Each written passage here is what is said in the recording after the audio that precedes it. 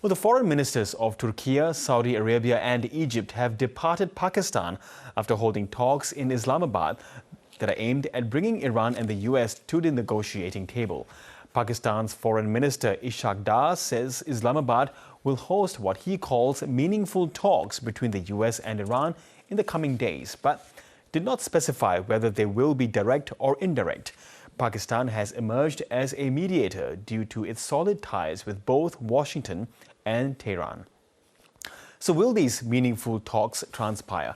Professor Samina Yasmeen is the director of the Center for Muslim States and Societies at the University of WA, and she joins me now. Yasmeen, Dr. Samina Yasmeen, good to have you back on the program. Firstly, how was Pakistan able to position itself as a mediator? Has Islamabad gained the trust of the US president?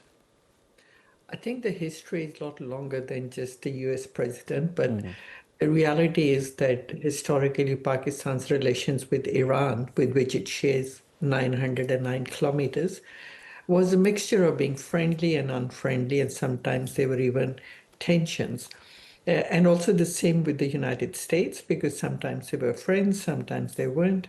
But in the more recent incarnation of the relationship, President Trump took a liking to Pakistan's field marshal, head of the military armed forces, and they established a very good relationship. Thanks to that, then the civilian government, which is supported by the military, also developed a good relationship with President Trump's administration.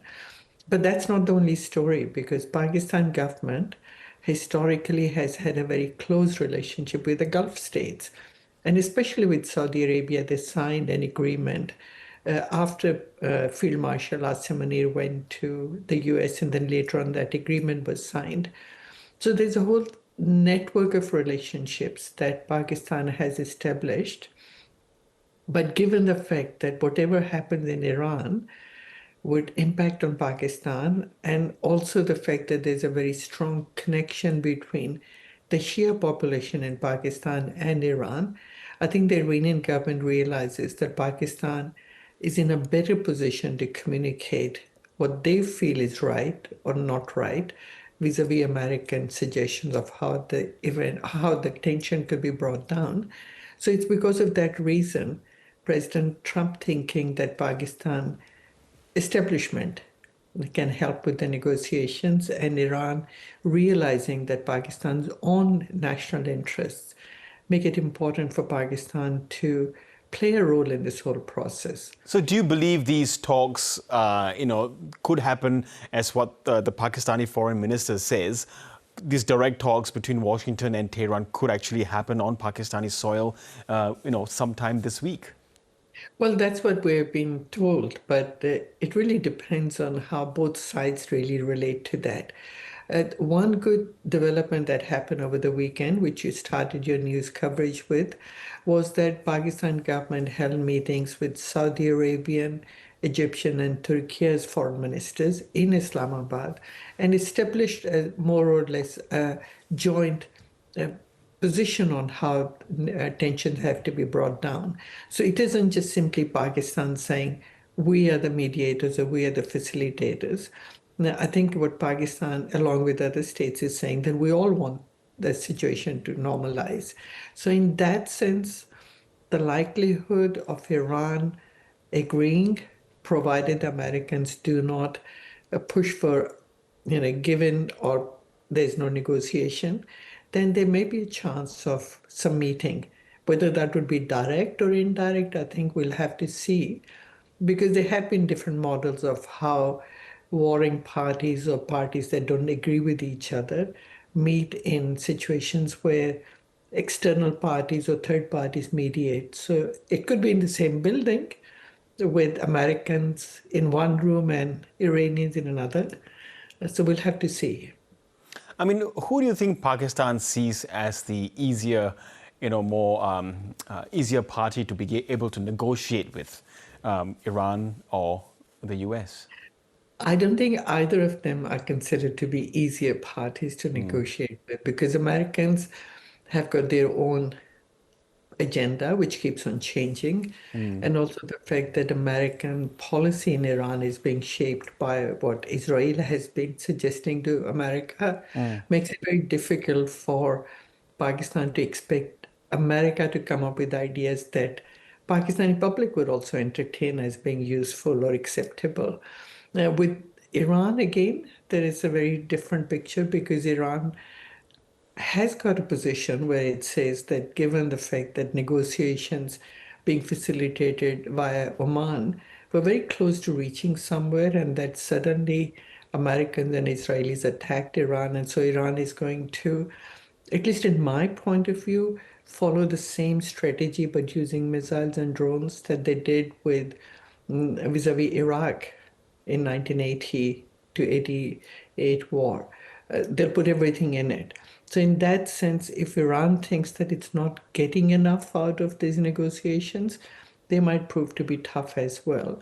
But I think it really depends on how Pakistani leadership communicates to Iran, having received obviously some understanding from Saudis and Turkish and Egyptian leadership, that there is a joint interest in this situation settling down.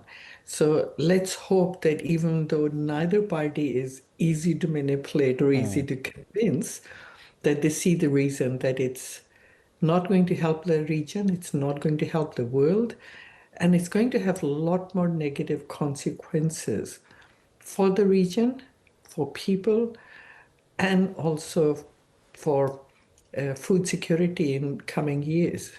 Yes, and I'm also wondering, Pakistan's efforts to mediate, there's this role that's there for Pakistan is coming as well while Pakistan is engaging in this, what they've described as this open war with Afghanistan. I mean, there is a ceasefire at the moment, but it's a very fragile ceasefire. We're seeing more border attacks happening. How is sort of Pakistan positioned in the context of its own conflict with Afghanistan? Well, Pakistan has been facing a lot of problems because of the fact that, excuse me, since the Taliban regime came back to power in Pakistan, effectively, the number of attacks on especially law enforcement agencies has increased. And not only that, but because Taliban regime hasn't really tried to contain or prevent TTP from attacking Pakistani population, they felt that there is no other option. There's an additional element to that, which is that Pakistan feels that Afghan government, even though it's a Muslim government and had been supported by Pakistan, it's once again re-established a very close relationship with India, similar to what during the 2001 to 2021 period the previous governments had done. So from Pakistan's point of view, it's very important to reassert its position vis-a-vis Afghanistan and also give an indirect message to India that it can't be pushed into a sort of pushed into a situation being encircled from two sides. So I think from Pakistan's point of view, because the number of casualties, deaths have increased, and also because there's a sense that despite all the years of Pakistan helping, albeit also with its own interest, that now Pakistan faces again threat of terrorism. And there's another element to that.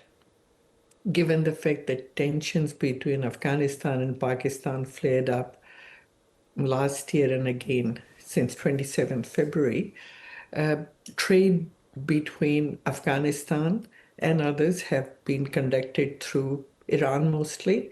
And also, India is the one that's been getting a lot of trade that comes from Afghanistan via other sources. So in that case, it's in Pakistan's interest to, and again, that's an additional interest to make sure that they establish their credentials vis-a-vis Iran so that they can contain Taliban in Afghanistan.